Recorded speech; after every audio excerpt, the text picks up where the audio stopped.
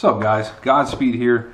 Today I want to take a few minutes and talk to you about a couple of different holster options that you have.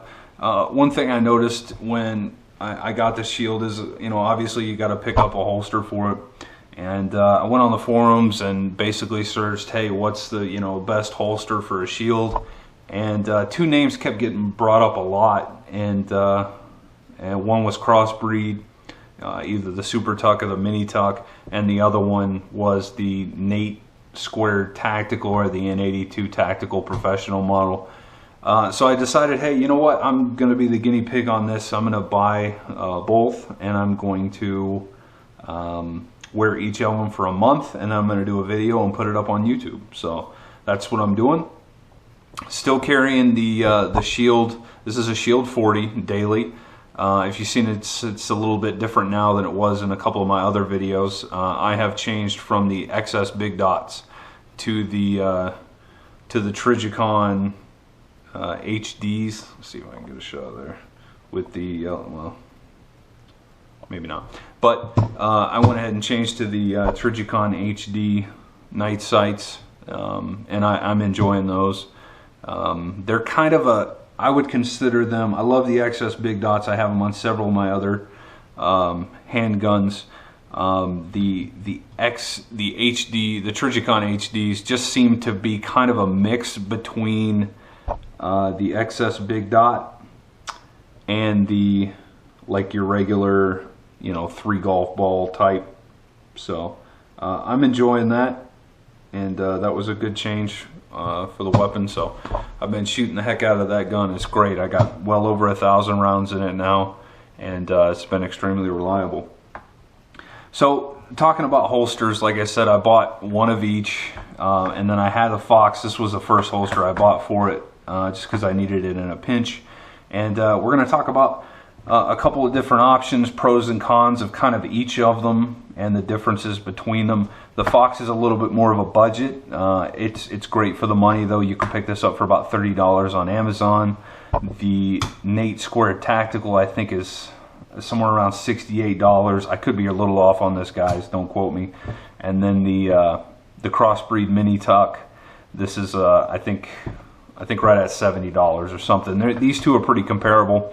The reason I wanted to throw the Fox into the mix was to talk about the difference between what you're getting by spending a little bit more money here on the Crossbreed, but you could kind of consider the Fox somewhat of the Super Tuck size. Obviously, it's not a Super Tuck from Crossbreed. There are some differences, but just to give you an idea of the size there. So hopping right into it, the first one I picked up was the N82 Tactical.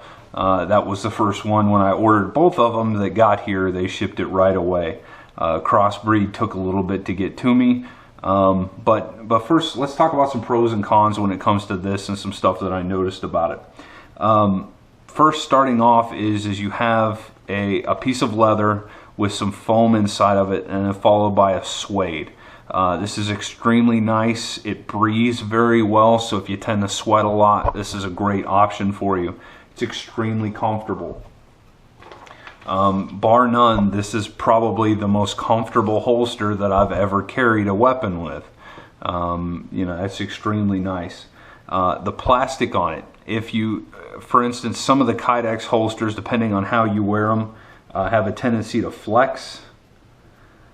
This is not going to flex. It's very, very firm. Okay. Now the actual plastic seems to be a little bit thicker than, I'm sure it is a little bit thicker than Kydex, but it's going to keep its retention, okay, for reholstering purposes very, very well.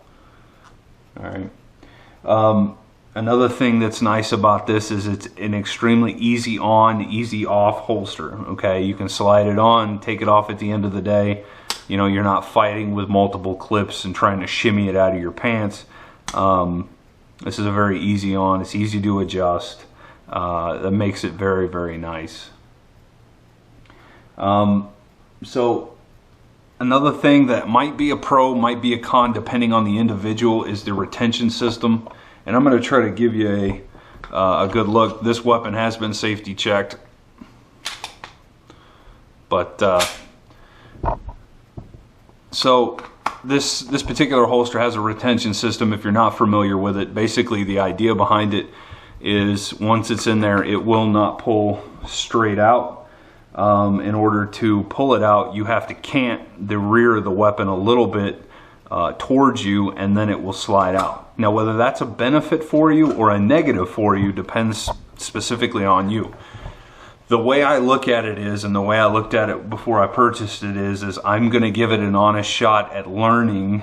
It's not a big cant. You don't have to, twist it 30 degrees in order to get the weapon out or anything like that. It's small, but it's there.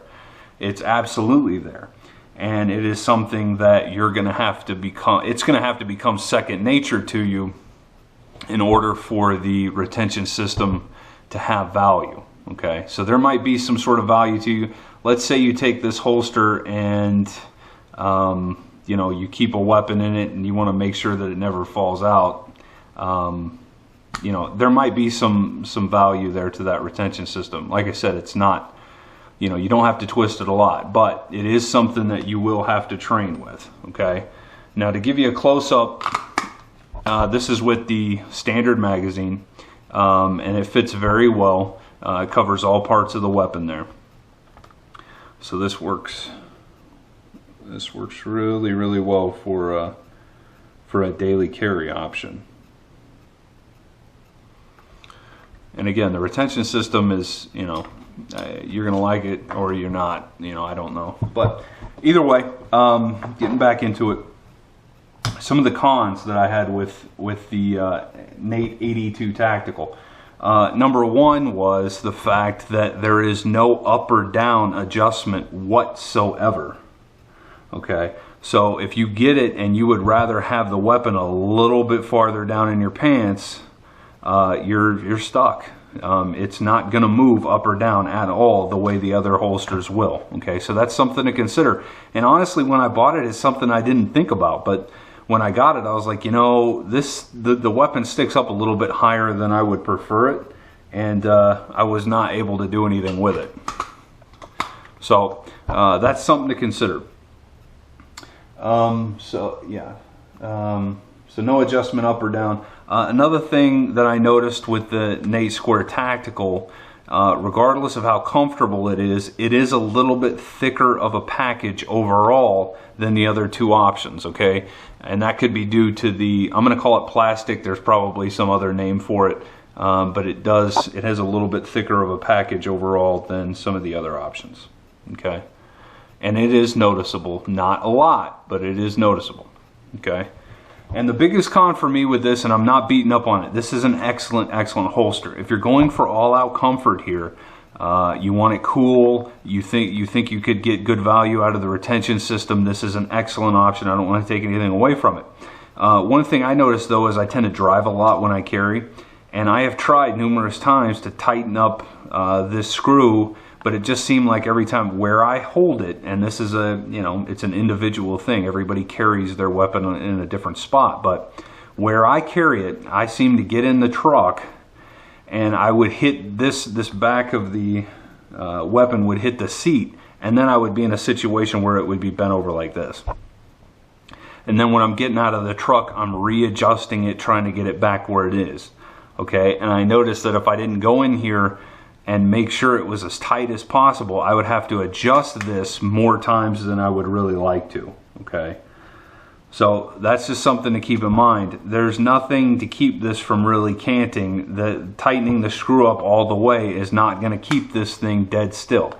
Okay, that is my opinion. Now your opinion may vary, but for me, to have the dual retention, or to have the dual clip option to keep it from flexing or moving, is a big deal, and it's something I noticed immediately when I put on the MiniTuck. So that's it's just the price you pay, for the easy on, easy off with the one clip, which is super nice. That was very, very attractive to me. But one thing that I gave up because of that was the fact that number two, all the weight is right here on one clip, as opposed to splitting the difference with the two clip setup. Okay. Another con for this particular holster is the fact that there's no combat cut.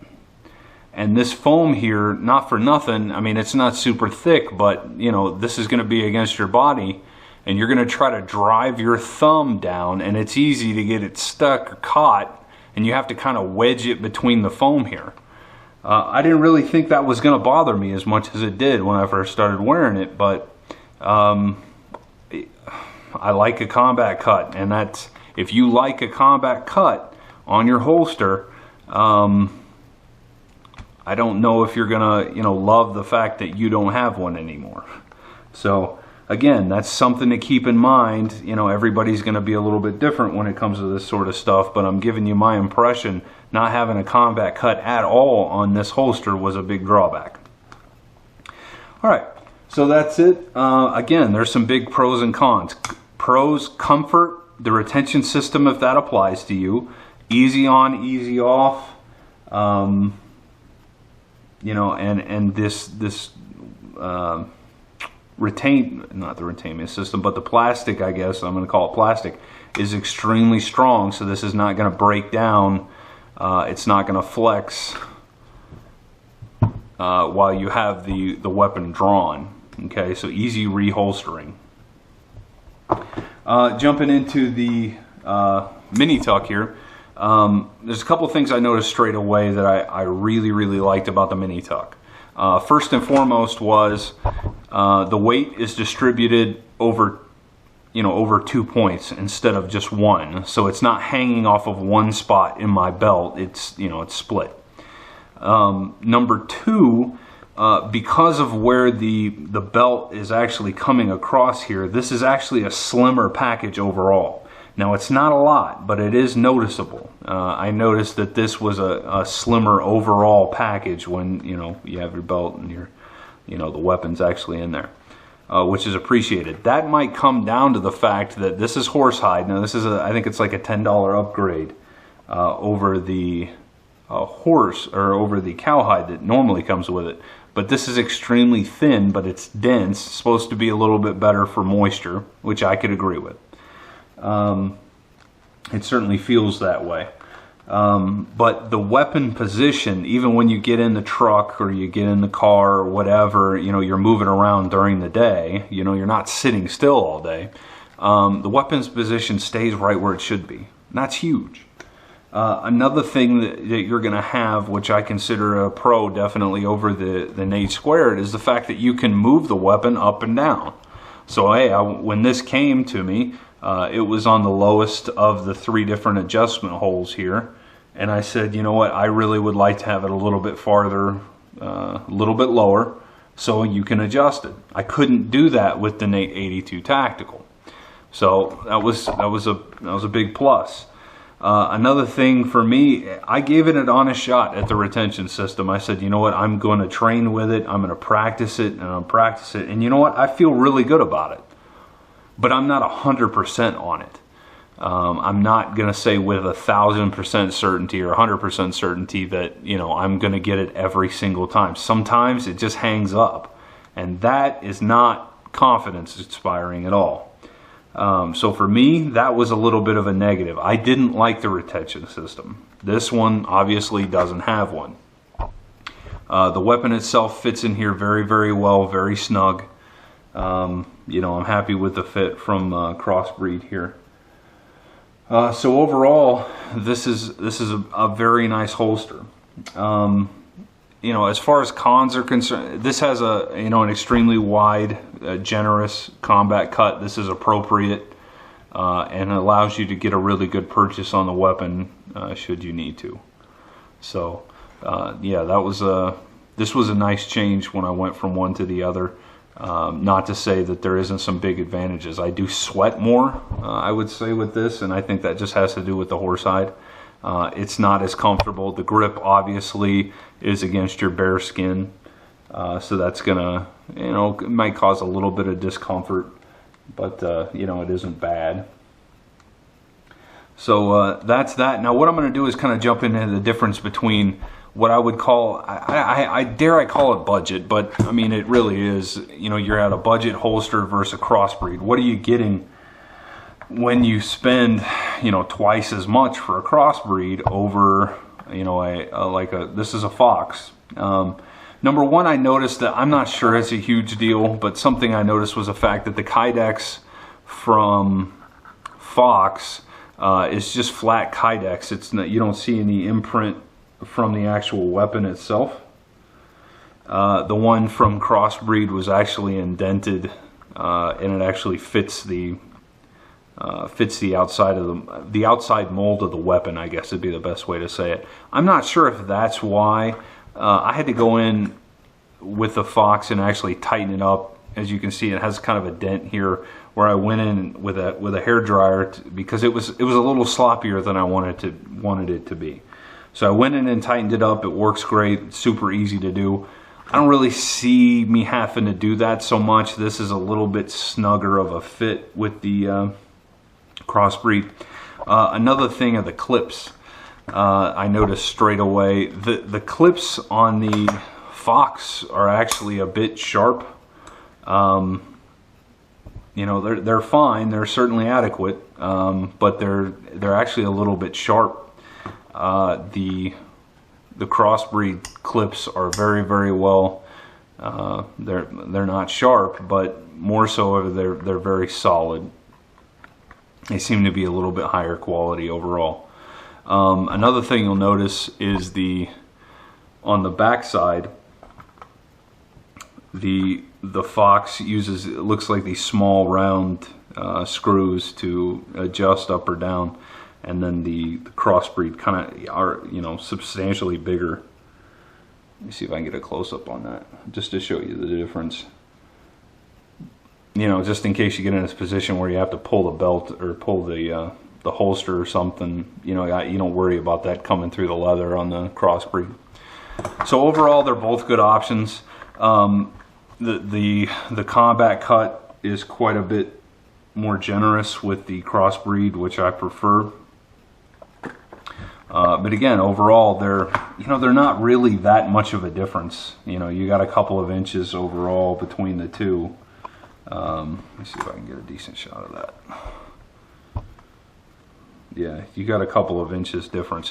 One thing you will want to keep in mind for Super Tuck, if you're considering the Super Tuck versus the Mini, is the fact that the Super Tuck has 5 different adjustment levels, I guess would be the best way to say it. 5 different adjustment holes, as opposed to the MiniTuck only has 3. I wasn't aware of that. I don't think it's necessary to have 5 unless you just know that, you know, hey, I like to wear mine extremely deep or extremely high. But it's something to consider nonetheless. There will be more adjustment options with the Super Tuck, and I did go on to Crossbreed's website and make sure that the Super Tuck has 5 different adjustments. I realize this is not a Super Tuck, but so that's that. You know, again, all the options are you know, kind of have their niche, I would say. For all-out comfort, if you think you need a retention system, you're not so worried about you know, maybe you have small hands or you're not worried about the combat cut, this is an excellent option. I don't want to make it seem like this is in any way a bad holster. It's a fantastic holster, and you know, everybody's body's a little bit different. I will say that I noticed I printed more with the same weapon with the Nate than I do the Crossbreed or even the Fox. And I think that had to do with the fact that you only have the one clip and you could not adjust it up and down, okay? So I definitely print. Some people care about printing, some people don't, but I printed more with the N82 Tactical than I do with this style of holster. And I'm a bigger guy. I'm 6'1", 285, and you know, definitely have a bit of a love handle. And that's certainly something I noticed. So again, all good options for me. I will be carrying in the MiniTuck. I'm very happy with it overall. It's very snug fit, and it does not move around when I don't want it to. So that's a big deal to me. Alright guys, that's kind of it. Any questions, put them down in the comments. I appreciate you watching the video. Hopefully that helps you make a little bit better of a buying decision when you're trying to decide between the two. I consider